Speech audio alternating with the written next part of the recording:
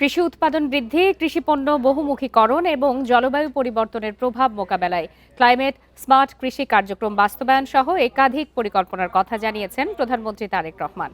এর অংশ হিসাবে 14 এপ্রিল কৃষক কার্ড উদ্বোধনের কথাও জানান তিনি। সংসদ অধিবেশনে টাঙ্গাইল 6 আসনের সংসদ সদস্য মোহাম্মদ রবিউল আওয়ালের প্রশ্নের জবাবে প্রধানমন্ত্রী এসব তথ্য জানান। এ সময় কৃষক কার্ডের মাধ্যমে 10 ধরনের সেবা কৃষকের কাছে পৌঁছে দেওয়ার কথা জানান তিনি।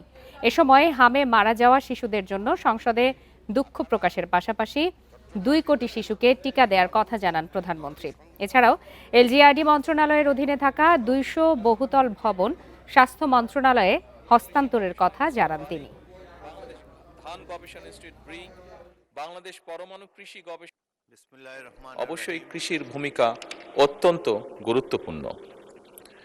তবে আমরা যেটি সবাই দেখছি, আমাদের চোখের সামনেই ঘটছে বিভিন্ন বিষয়, যেমন জলবায়ু পরিবর্তন, জনসংখ্যা বৃদ্ধি, জমির পরিমাণ হ্রাস এবং প্রযুক্তির যে সীমাবদ্ধতা, এ সকল কারণে কৃষিখাত বিভিন্ন রকম চ্যালেঞ্জের সম্মুখীন।